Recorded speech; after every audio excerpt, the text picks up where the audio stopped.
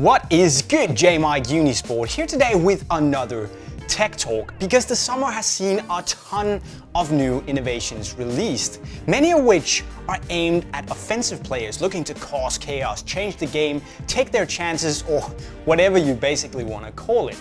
But the question is, which of these 4 boots is for you, if you're looking for such a type of boot, that is? Well, stick around and find out. Now, first of all, don't get these boots confused with being traditional speed boots, despite perhaps the evoSPEED and the Furon falling into that category. Instead, they all aim to help the players become more unpredictable on the field. But of course, an area like weight still is a factor.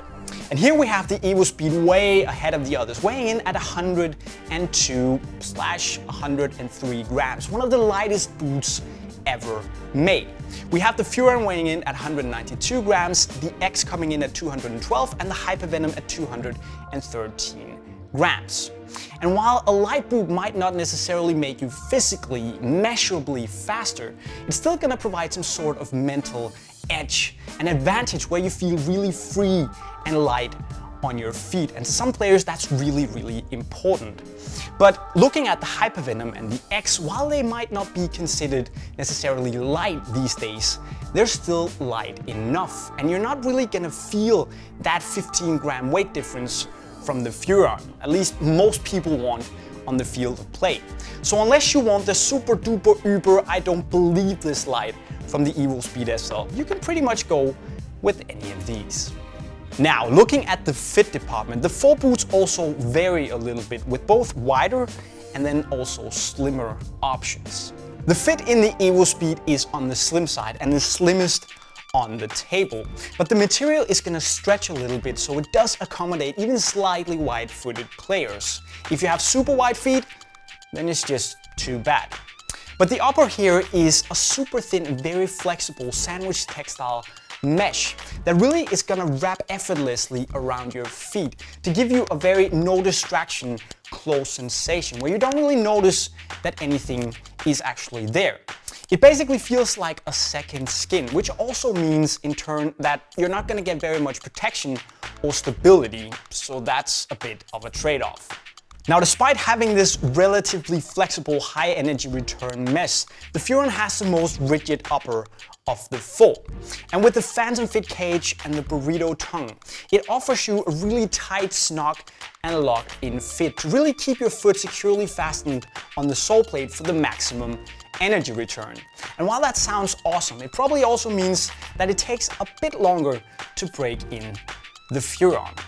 The X here offers a pretty normal to semi-wide fit, and also it gives you a good amount of comfort thanks to this super soft and padded X skin upper. And combining that with a nicely padded and really high heel counter, and of course the tech fit color, you're gonna get a tight but still rather personal fit, and of course this smooth transition from boot to foot. And that really means that it gives you some sort of a thin, personally fitted feel like a slipper. And who doesn't like slippers? The Hypervenom II is the widest of the bunch, but actually the slightly padded upper and the introduction of Flywire means that you get a relatively tight fit in the midfoot with a good amount of lockdown, a bit like you get in the Furon. But unlike the Furon, the Hypervenom II features this Flyknit dynamic fit collar to give you that really free, distractionless sensation. And that makes it an interesting combination of the traditional solid feel of a boot in the midfoot with the sock-like free sensation in the heel. Some people like it a lot, some really, really don't. Also, the Hypervenom requires a bit more braking time than normally, but on the other hand, it's all about the locked-in performance and this completely unique sensation from the dynamic fit collar. It's all up to you, there are a lot of choices. Looking at the touch on the ball, all 4 boots are relatively thin and thus gives you a pretty close touch. But again here, the evoSPEED is probably going to provide you one of the closest thing to a barefoot-like touch there is, except obviously for playing barefooted. Whereas the Hypervenom and the Adidas X is going to provide you a bit more of a soft padded touch on the ball while still pretty precise thanks to the extra inner linings. With the Furon placed somewhere in the middle with a close precise sensation, but slightly more padded obviously than the evoSPEED. Looking at grip, that's also something that a lot of players are looking for when playing in tight spaces, and there's plenty of that at least 3 of the boots. Well, not that much on the evoSPEED, but I'll get to that later. Because the Furon has a slightly wax-like coating, plus a rather dimply upper. We also have the X with this sticky, non-stop grip texture on top of the boot. And of course the Hypervenom II with a micro texture upper, and also ACC to give you grip in any weather condition.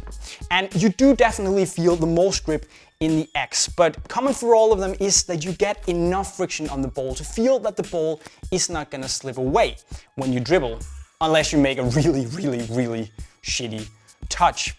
When it comes to the evoSPEED, there isn't really much grip enhancing stuff at all, so it's just you and the ball.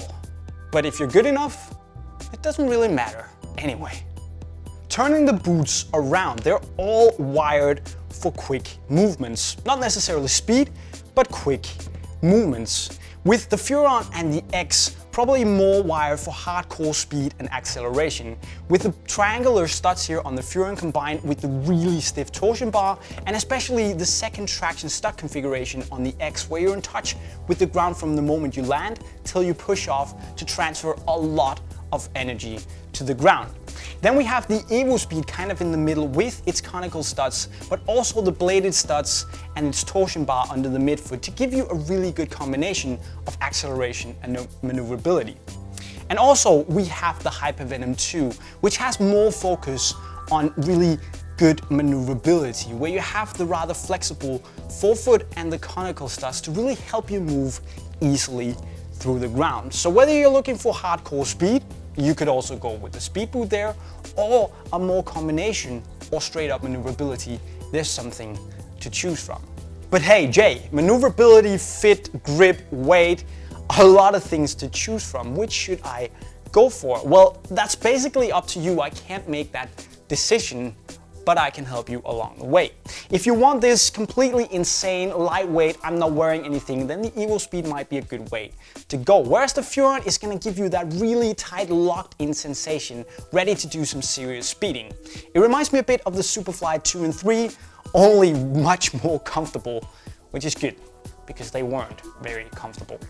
Anyway, the X is going to give you a really good tight fit, nice comfort, and a good touch on the ball. And the Hypervenom is going to give you a really nice lockdown combined with the sock-like fit of the dynamic fit collar and a really nice flexible sole plate. Me, I'm probably going to go with the X, but I also have a ton of time for the evoSPEED SL. It is so insanely light, it's actually sick. It's sick. But which is the boot for you out of these 4 innovations on the table? Do you want one of these or one of the models that was already on the market? Let me know in the comment section below. Because this was all I have for you for today, but as always, we're back again later in my office here at Unisport Web TV. Signing off, cheerio. Sick, sick.